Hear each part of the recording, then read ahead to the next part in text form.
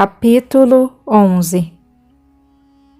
O dia nas obras da necrópole de Hakor começava cedo. Mal o sol despontava, todos prestavam culto ao grande Ra e encetavam os serviços.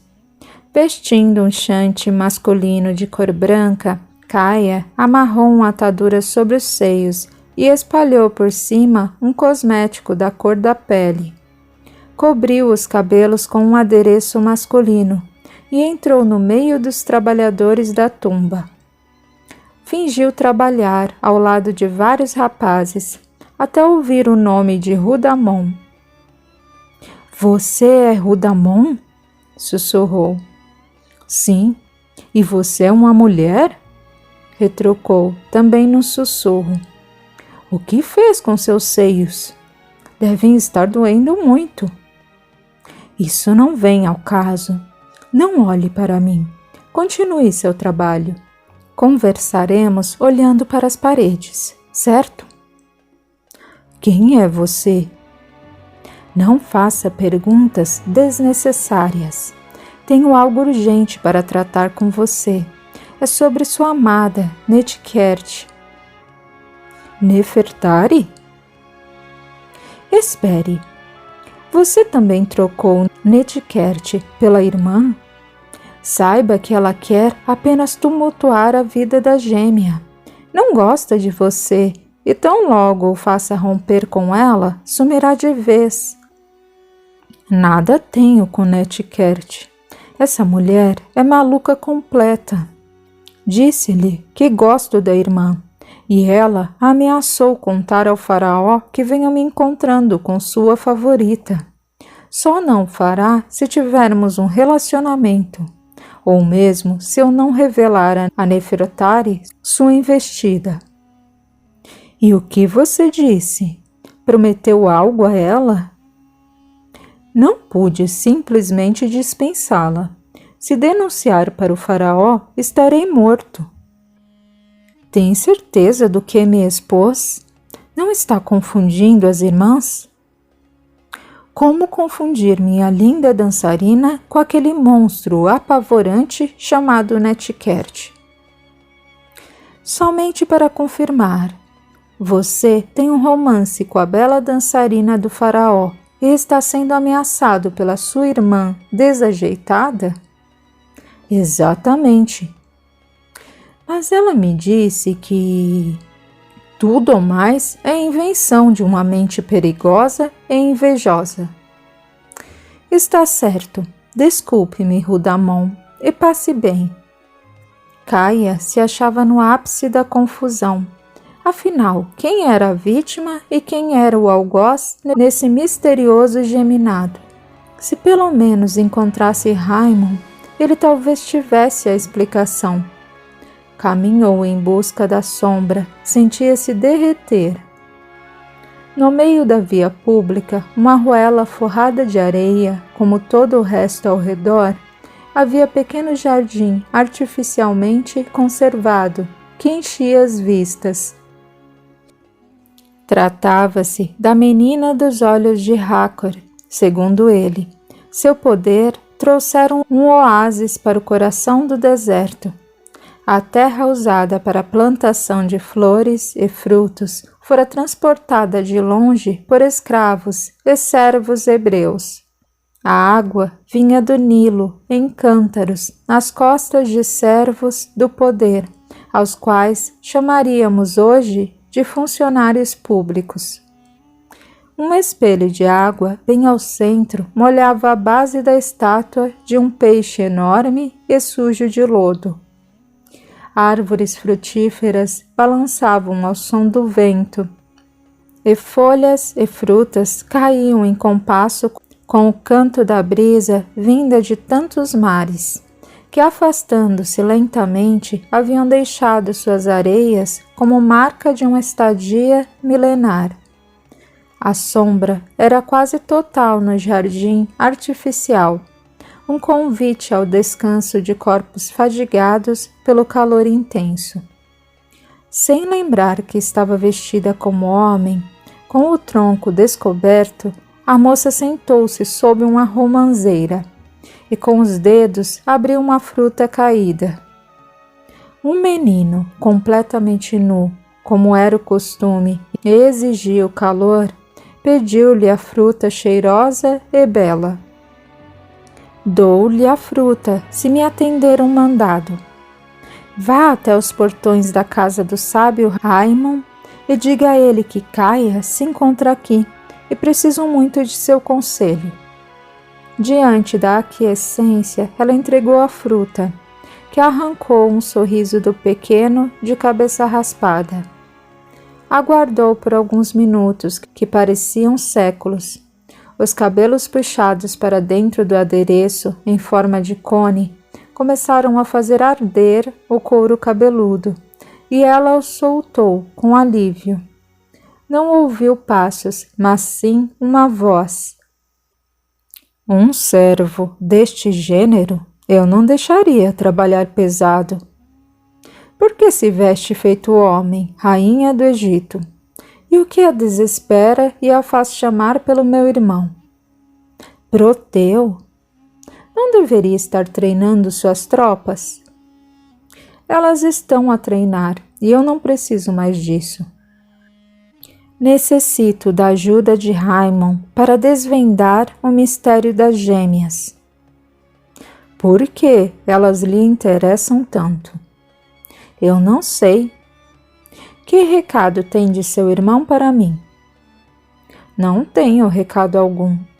Vim correndo para chegar antes dele. Proteu de Mileto não é garoto de recados. Não foi o que me pareceu da última vez que o vi. Acreditou que fui levar-lhe um recado de Tula? Quanta ingenuidade! Aceitei a incumbência por querer vê-la, a fim de agradecer pela temporada em que cuidou de mim. Pensei que houvesse dito. Admito que não falo tão bem o idioma local, mas supus que me fizera entender. Já havia agradecido em minha casa, isso não justifica. E o que espera que eu diga?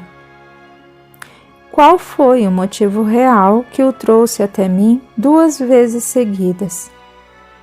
Queria ver você, Caia. Apenas isto. Queria vê-la. Senti uma vontade incontrolável de ver seu rosto uma última vez. Por quê? Eu não sei.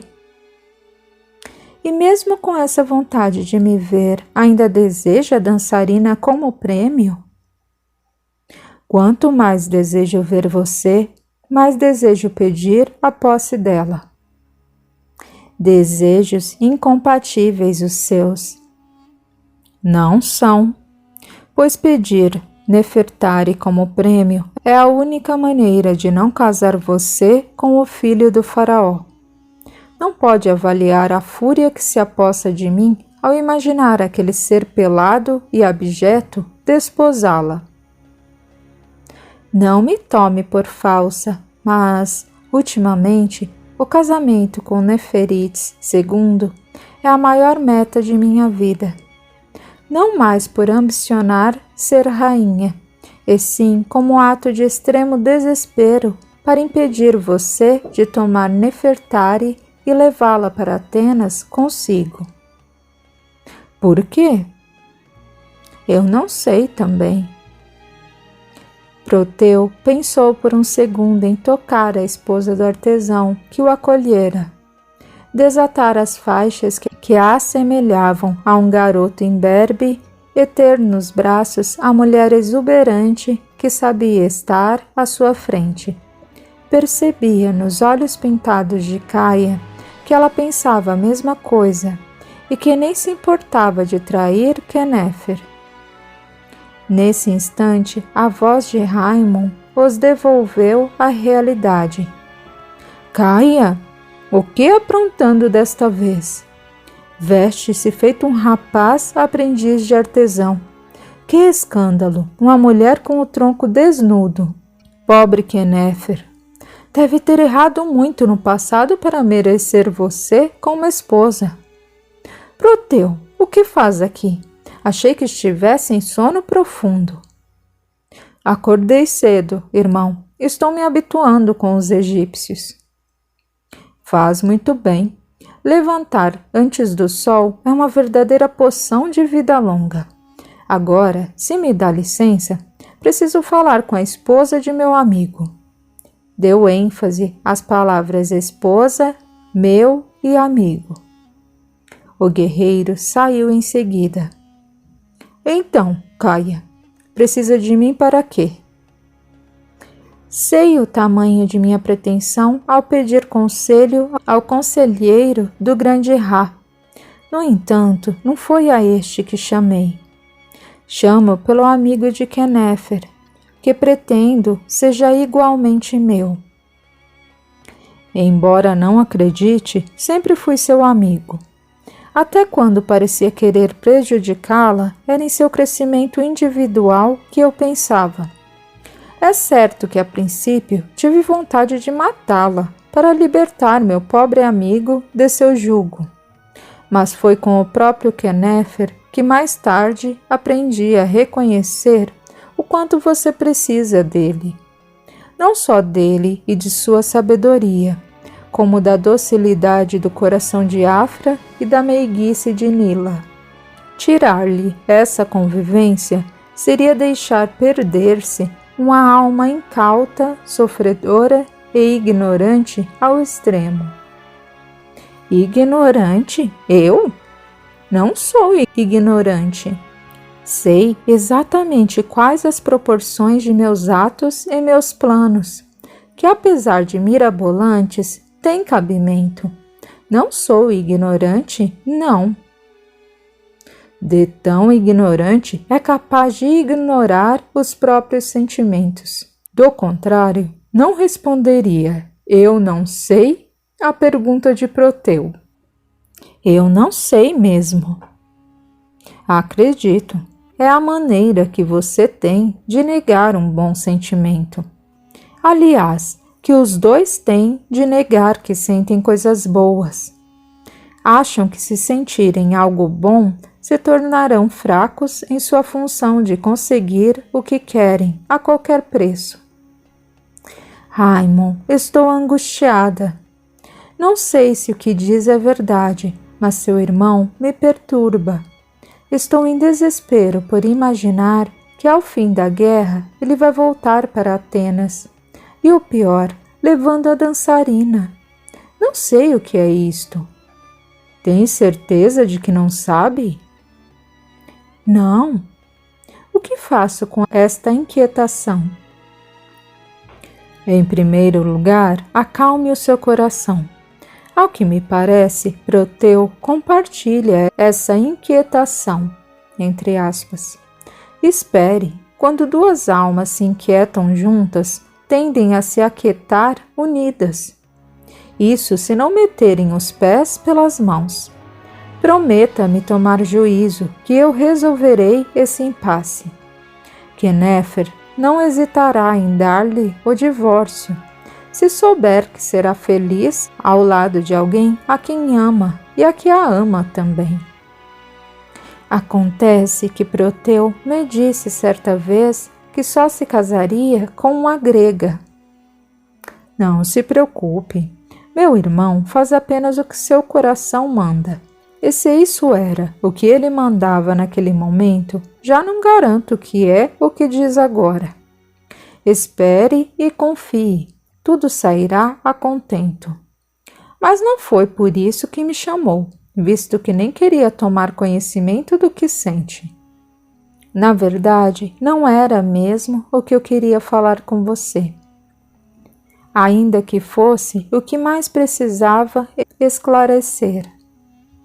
Tinha, sim, outro assunto, Nefertari e Netkert. O rosto do sábio mostrou sobressalto, os olhos se arregalaram e a boca permaneceu aberta. O que há com elas? Um mistério impressionante as envolve, não sei bem o que é. Além, é claro, do pedido que uma delas fez a Proteu. Por todos os deuses nos quais acredita, Caia, fique longe delas. É a única garantia de eu poder ajudá-la. A convivência dessas moças deixa um rastro de destruição. Digo isso porque as conheço bem. Muito embora não possa dar-lhe detalhes de quão perniciosa é a aproximação delas, mas asseguro-lhe que a melhor coisa a se fazer é manter distância. O mesmo aconselhei a meu irmão, e espero que me ouça, ou haverá uma tragédia sem precedentes. Que coisa, Aemon! Conseguiu foi aguçar meu desejo de investigar esse enigma. Não queira chorar depois, alegando inocência. A advertência é séria, afaste-se delas. Dei-me apenas um motivo concreto e me afasto. Eu não tenho de negociar com você sua própria felicidade e segurança, menina insensata. Afaste-se ou perca-se. A decisão é sua. Você gosta de brincar, de ser cruel, eu sei. Talvez sua sorte seja lhe faltar inteligência para tal. Se você se acha a encarnação da esperteza e do mal, creia, as gêmeas são inteligentes e verdadeiras predadoras sociais. São capazes de enredá-la em uma teia de onde nunca mais sairá, e ainda tirarão muitas vantagens em cima disso. Qual delas é a perversa e inescrupulosa? As duas. Após a conversa com Aemon, a jovem procurou domar seu comportamento intempestivo e aventureiro. Esteve com as gêmeas e não tocou no assunto de Rudamon. Sabia que a dançarina alegaria não existir a irmã, e esta, por sua vez, teria uma explicação convincente para manter-se na posição de vítima e colocar a outra na de algoz. Por isso, declarou sem rodeios que nada tinha para falar com as duas e que não levaria uma mensagem para alguém que trabalhava junto a Quenefer, pois ele a repreenderia rigidamente. Os persas investiram novamente contra o Egito. Proteu partiu levando Oliva dentro de um bornal que pendurou no pescoço, e não a tiracolo, para que o felino ficasse ao alcance de sua vista. Caia assistiu à partida de longe. O pôr do sol já se consumara, e o brilho dos olhos do felino assemelhava-se ao de dois faróis esverdeados. Não podendo dizer adeus, Proteu limitou-se a elevar a destra antes de se perder sob as proteções de guerreiro grego. O numeroso exército persa chegou pelo delta e, para grande desolação dos judeus, marchava a caminho do Sinai. A costa norte do Mar Vermelho também sofreu sua invasão, e assim o Baixo Egito parecia receber as visitas persas. O exército egípcio, embora desajeitado, era também numeroso, e com o reforço e a instrução dos mercenários gregos, as batalhas seguiam equilibradas. Os pares de Proteu tinham por meta essencial não deixar os invasores ganharem terra para o lado das cidades do faraó. Portanto, empurravam-nos para as águas dos mares Mediterrâneo e Vermelho, que a essa altura fazia jus ao nome. Os dias passavam morosos. A quarentena do cadáver de Apep chegara ao fim, quando Tula procurou por Caia. Atônita, a amiga ouviu as pretensões da outra. Notava-se claramente que o processo obsessivo da grega estava em nível assustador. Na maior parte do tempo, as decisões eram tomadas pela desencarnada. Se havia mais de 40 dias que o processo se instalara, era cerca de 1000 horas de perseguição ininterrupta e implacável, que minava as energias de Tula. A Zenete queria que a moça cumprisse a promessa do engodo cruel que atraíra o filho ingênuo para a morte, além de vingar-se da assassina dele. À ação inescrupulosa de Dmítrula aliavam-se o sentimento de culpa e o remorso latentes, abrindo os canais da obsessão sem trégua.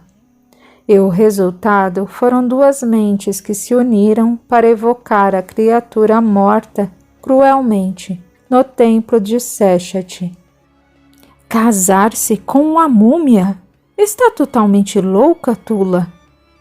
Não, eu disse que me casaria com ele. Era o seu maior sonho. Não posso negar isso a Pepe. Como? Ele está morto.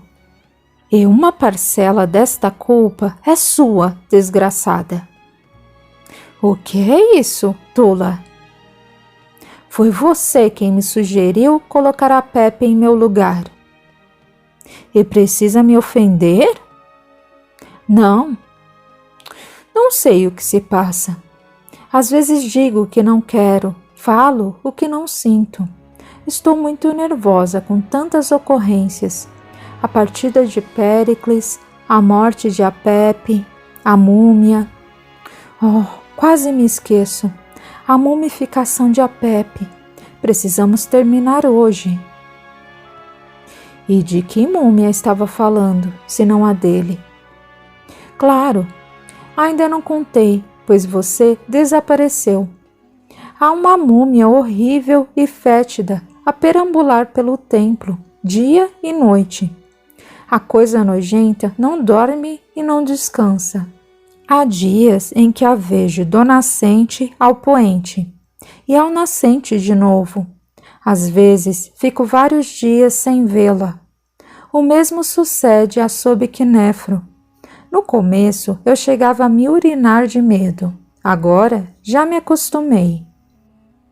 Mas isso não pode acontecer. Acostumar-se com a múmia pela casa? Peça ajuda de Raimon. Quero aquele demônio longe de mim, e de meu marido, e de minha casa. Se ele aparecer por aqui, sou capaz de matá-lo também. Nada conte a ele. Quer que eu fique sem nada do que é meu?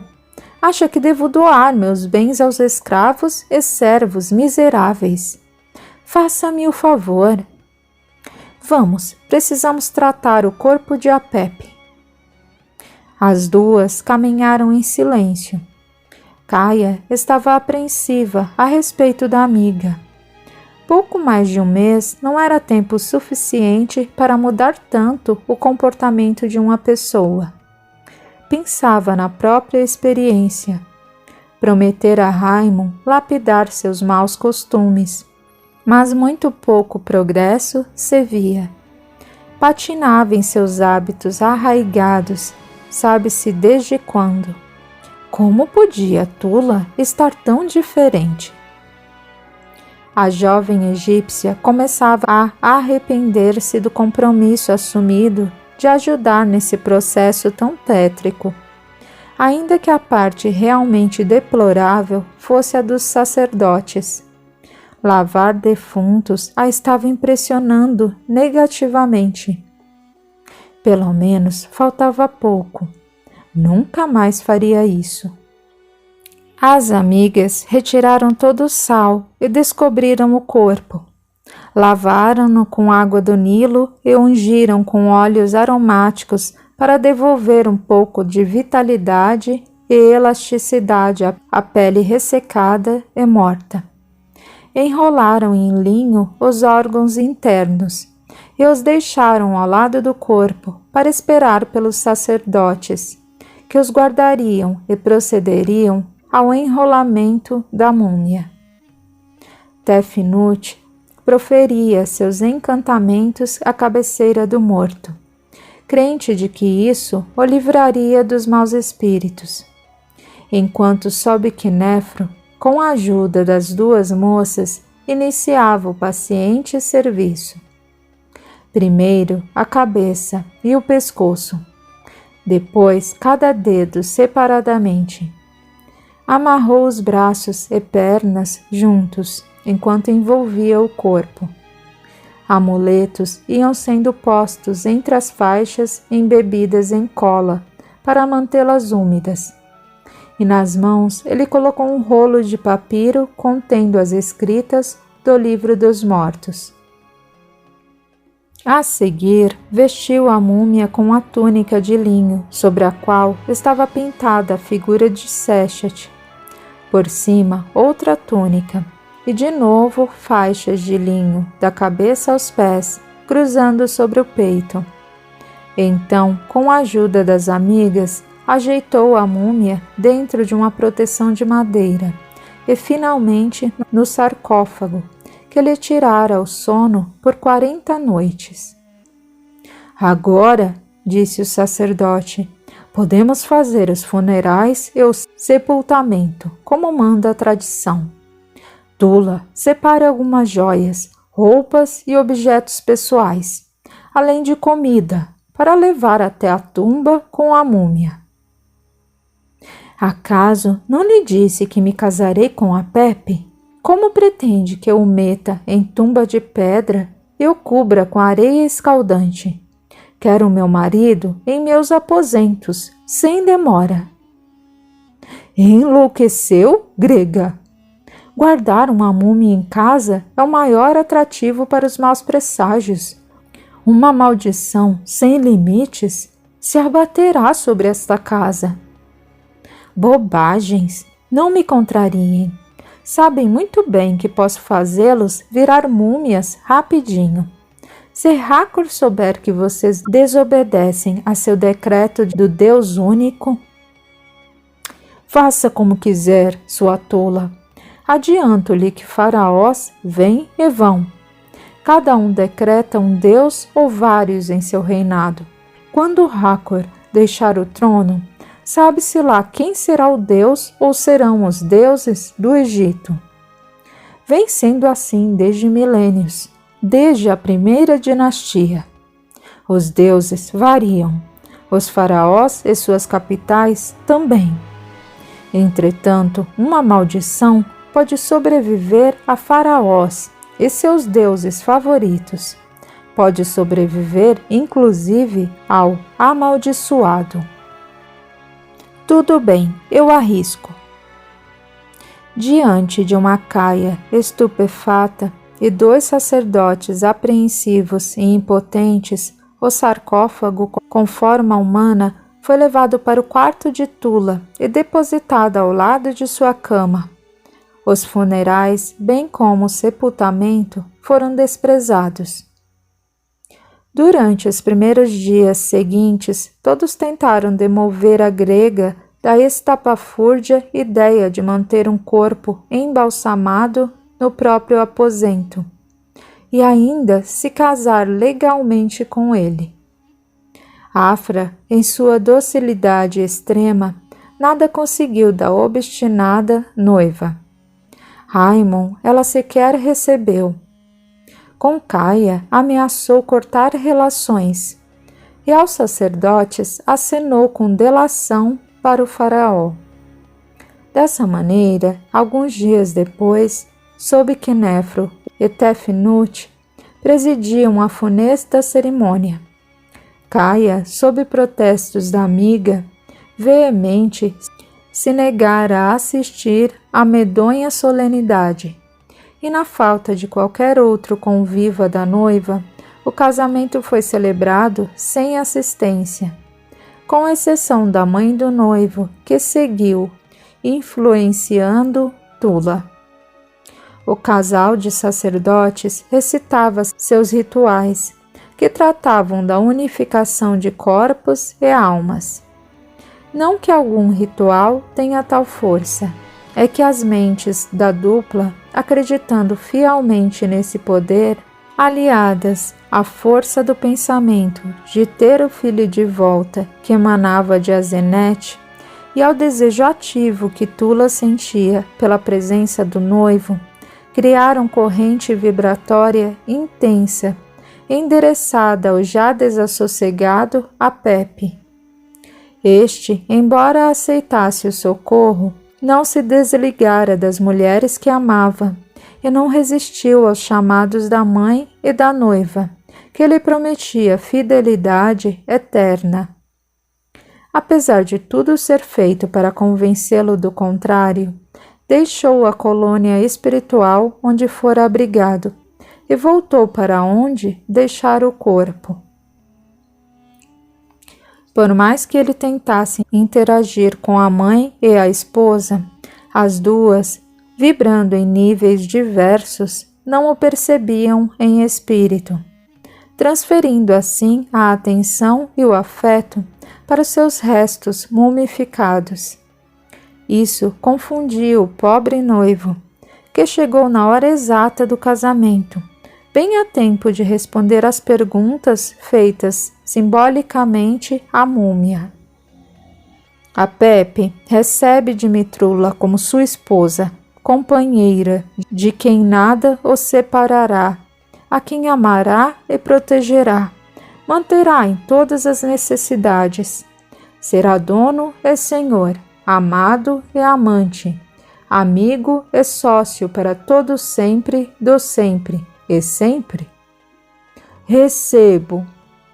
A audição do sacerdote captou a resposta que ele julgou ser obra de sua imaginação.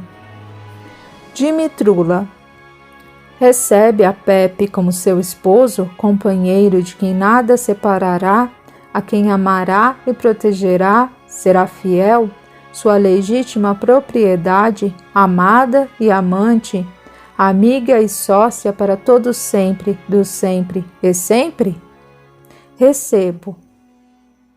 Por todo o poder de que fui investido pelo faraó e pela deusa Sexate, patrona deste templo, eu, o sacerdote Sobeknefro, juntamente com a sacerdotisa Tefnut, declara a união desta mulher e deste homem, legítima em todos os seus aspectos. Sabendo serem os nubentes uma grega que nada entendia de cerimonial egípcio e uma múmia, poupou-se de trabalho e deu por encerrado o ritual. Correu para o quarto e fez sério apelo a Sextate no sentido de que trouxesse de volta os guerreiros gregos, para que, dotado dos poderes de marido, Péricles chamasse a esposa à razão, e o melhor, a levasse para a Grécia. Aí sim, procuraria esquecer essa loucura na qual Caia transformara a sua vida, ao conduzir até ele aquela grega doente dos miolos. A partir daquele momento, a vida de Sobeknefro realmente fora tomada por loucura completa. Uma múmia que andava flutuando, uma que permanecia estática, uma grega que falava, comia e dormia com ela. Falava, chorava e berrava durante o sono, e não poucas vezes espancava paredes e móveis como se batesse em alguém odiado ao extremo. Tendo as energias sugadas pelos desencarnados, Tula definhava velozmente. Os dias sucediam às noites e seu estado piorava.